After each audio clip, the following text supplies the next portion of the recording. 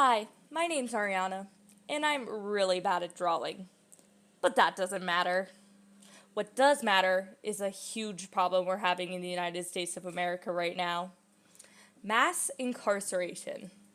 You might not know what it is, but that's kind of why I'm making this video.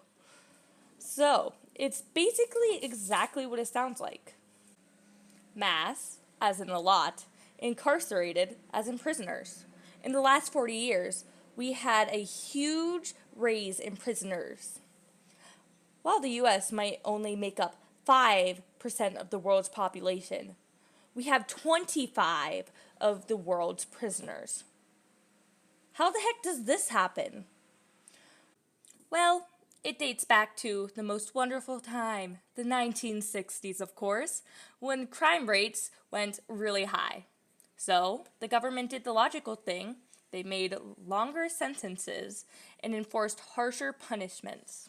But that's a good thing, right? Well, no. No matter how you feel about criminals, this is still bad for you.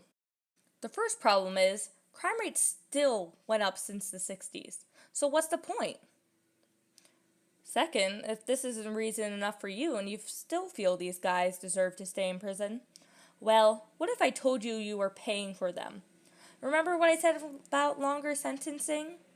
Well, usually when one commits a violent crime, like a robbery gone wrong that ends with involuntary manslaughter or murder in the second degree, they get a life sentence with the possibility of parole. This means after a certain amount of time, a well-behaved prisoner can apply for parole. Which makes sense, right? Well, most of the time, they don't even get to apply. There are these elderly people in prison with severe medical issues like cancer that are still in prison, even though elderly prisoners are at a really low risk of being repeat offenders. This means our tax dollars are going towards treating these people. We are paying their medical bills for virtually no reason whatsoever. These people aren't dangerous for our society. They're just sitting there and we're paying their medical bills. They should be let out. Now it's time for the third reason. So the last problem stemming from this is prison overcrowding. People are being put into prisons that have no room for them. It makes living there inhumane. There are too many people being put into cells. There isn't enough food, and it is very uncleanly. Imagine shoving 100 people into a room that can only fit 50. That is what's happening here. Now, what's the best way we could stop this without changing any laws? Well, it's actually pretty easy. We give the prisoners better rights. I know, what the heck? Well, hear me out. The entire idea of mass incarceration is a cycle. At least that's how I look at it. If we give the prisoners and parolees better rights, it would break the cycle.